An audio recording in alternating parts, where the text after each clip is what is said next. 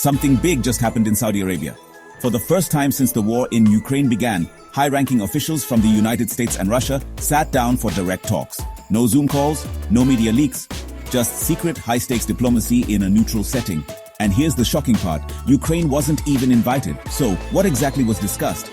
Is this a breakthrough for peace, or a backroom deal that could change the balance of power? Let's break it down. The US and Russia haven't exactly been on talking terms. Since 2022, Washington has pushed sanctions, military aid to Ukraine, and total isolation of Moscow. But suddenly, here we are. A closed-door meeting in Riyadh. No press conferences, no official statements, just quiet negotiations between the world's biggest rivals. The agenda? Ending the war in Ukraine. But at what cost? Reports from the meeting reveal 4 major takeaways. First, a US-Russia negotiation team. Both sides agreed to form a high-level diplomatic group to explore a potential peace deal. This is a major shift from the US policy of isolating Russia. Second, restoring diplomatic ties.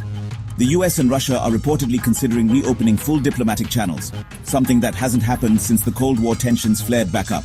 Third, no Ukraine at the table.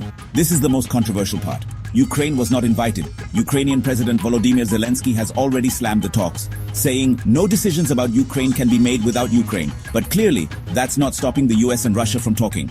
Fourth, energy and economic discussions. Behind the peace talks, there's an even bigger discussion happening: money.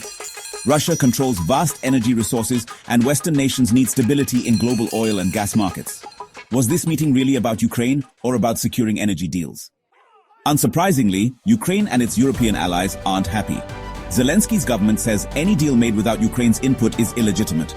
But with the war dragging on and Western support fading, does Ukraine even have a choice? The bigger question, is this the start of a peace deal, or a sign that the US is stepping back from its full support of Ukraine? Washington says it remains committed to Kyiv. But history tells us, when major powers negotiate in secret, smaller nations often pay the price.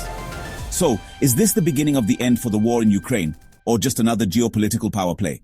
Let me know what you think in the comments. This is a developing story, so hit subscribe to stay updated. And if you found this video insightful, hit that like button. It really helps. See you in the next one.